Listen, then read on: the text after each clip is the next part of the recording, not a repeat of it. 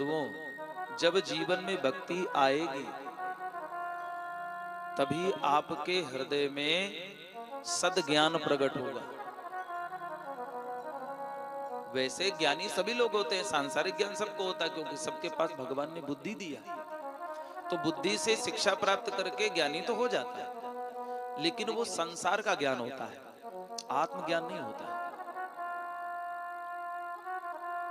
भौतिक ज्ञान में और आध्यात्मिक ज्ञान में अंतर है। सांसारिक ज्ञान हो जाना, घर को कैसे चलाना है, धन कैसे कमाना है, व्यापार कैसे करना है, ये ज्ञान हो जाए, ये बड़ी बात नहीं है। आपके जीवन में आनंद की अनुभूति तब होगी जब आपको आध्यात्मिक ज्ञान हो। और आध्यात्मिक ज्ञान तभी होता है जब भक्ति हृदय में प्रस्फुरित होगी। भक्ति जब तक हृदय में अंकुरित नहीं होगी, भक्ति नहीं प्रकट होगी, तब तक आपको आध्यात्मिक ज्ञान होगा ही नहीं, आपका ज्ञान जागृत नहीं होगा। क्योंकि भक्ति महारानी के ही पुत्र हैं ज्ञान और वैराग्य। और जब तक मां नहीं आएगी तब तक बेटे कैसे आ जाएंगे। तो जब भक्ति जीवन में आएगी तो ज्ञान आपका जागृत हो जाएगा। और जब ज्ञान जागृत हो जाएगा तो आपको जरा थोड़ा थोड़ा धीरे धीरे इस संसार से वैराग्य होना प्रारंभ हो जाएगा। भक्ति आए बिना ज्ञान नहीं होगा ना, कि अच्छा क्या है, बुरा क्या है, क्या मैं जो जीवन जी रहा हूं वो वास्तविक में यही जीवन है, क्या जीवन जीने की पद्धति यही है, क्या वास्तविक जीवन यही है। ये हम तब जान पाएंगे जब हम सत्संग से जुड़ेंगे और भक्ति जागृत होगी, तो हमें जीवन में यह ज्ञान प्राप्त होगा कि वास्तव में जीवन है क्या। और जब आपको यह ज्ञान हो जाएगा कि ये मनुष्य जीवन हमें मिला क्यों है, तब आपको संसार से वैराग्य होगा। और जब संसार से वैराग्य हो जाएगा तब परमात्मा में अनुराग हो जाएगा। जब तक संसार से वैराग्य नहीं होगा तब तक परमात्मा में अनुराग नहीं होगा। इसलिए परमात्मा में अनुराग होए बिना उद्धार होगा नहीं। तो राम कथा क्या करती है, आपको भाव में डुबोती है। बोलो भक्त वत्सल भगवान की जय।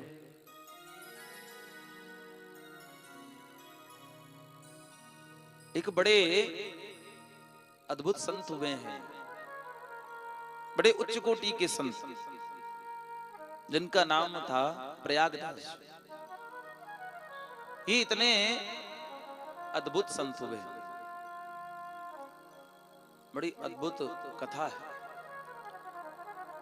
मिथिला क्षेत्र के थे। आजकल वो क्षेत्र नेपाल से सटा हुआ मिथिलांचल है। नाम था प्रयागदास। छोटे बच्चे थे, बहुत गरीबी था, जीवन में बहुत ज्यादा गरीबी थी, लेकिन बड़े सीधे साधे, बड़े भोले भाले थे। छोटी सी उम्र थी और छोटी सी उम्र में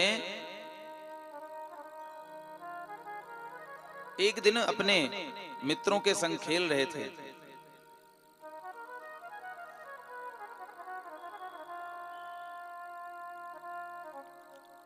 मित्रों के संग खेल रहे, रक्षाबंधन का दिन था। तो जो और मित्र थे उनकी बहन आई, छोटे छोटे बच्चे खेल रहे। बहनों ने बच्चों को रोका और उनको बैठा करके उनके हाथ में राखी बंधाई, अपने अपने भाइयों के हाथ में। प्रयागदास के कोई बहन नहीं थी, माताजी थी और प्रयागदास थे, पिता भी नहीं जीवित थे। इन्होंने देखा कि ये आई, इन्होंने राखी बांधी, सुंदर सुंदर मिष्ठान खिलाया, बड़ा अच्छा लगा प्रयागदास को। विचार करते हैं कि मेरी बहन होती तो मेरे हाथ में भी राखी बांधती। उदास हो गए और घर पहुंचे। घर पहुंचकर अपनी माँ से कहा, माँ मेरी कोई बहन नहीं है,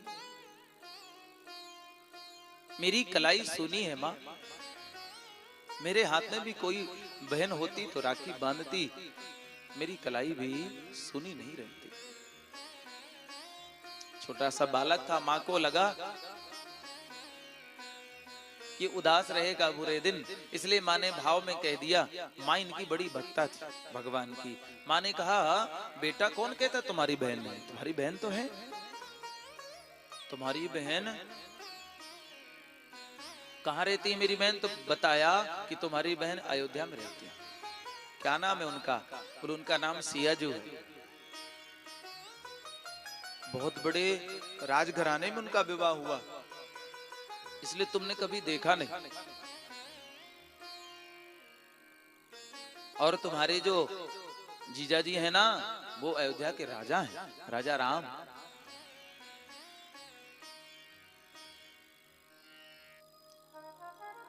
वास्तव में बंधुओं, जो गरीब होता है ना, गरीबों का कोई होता नहीं है। गरीबों का कोई होता है तो भगवान ही होता है, और कोई नहीं होता संसार में। सभी होते हैं रिश्तेदार जब पैसा पास होता है। सभी होते हैं रिश्तेदार जब पैसा पास होता है। बिगड़ जाता है गरीबी में जो रिश्ता खास होता है। बिगड़ जाता है गरीबी में जो रिश्ता खास होता है। पैसा होता है तो बहुत रिश्तेदार बन जाते हैं, और पैसा नहीं होता तो रिश्तेदार भी रास्ते में मिल जाए ना तो वो रास्ता बदल लेते हैं। ऐसा तो नहीं कहीं ये कुछ मांगने लग जाए। गरीबी में कोई रिश्ता नहीं होता। गरीबी में कोई होता है अगर आपका, तो केवल परमात्मा होता है, और कोई नहीं होता। 7-8 वर्ष की अवस्था प्रयागदास जी की, जब सुना कि मेरी बहन सिया जो हैं, जीजा जी राजा राम जी हैं, बड़े प्रसन्न हो गए। बोली, माँ मैं अपने बहन के पास जाऊंगा। अब माँ ने समझाने का प्रयास किया। माँ का भाव था कि बालक दुखी होगा, बता दिया। निश्चल मन था, बोल दी। समझा रही कि बेटा जब बड़े हो जाओगे ना तब चलना। लेकिन प्रयागदास जी के हृदय में तो बात बन गई कि मुझे तो बहन से मिलना है। 2-3 दिन बड़ी मुश्किल में कटे। एक दिन तो माँ से जिद करने लगे, मैं जाऊंगा, मैं जाऊंगा, मैं जाऊंगा। माँ नहीं मानी तो प्रातःकालीन चुपके से घर से निकल आए। वहीं से निकले मिलने के लिए। रास्ते में संतों की टोली मिल गई। संतों से पूछा, अयोध्या कहाँ है? संतों ने बता दिया, भाई चलो हमारे साथ, हम भी अयोध्या जा रहे हैं। संत ले आए अयोध्या में।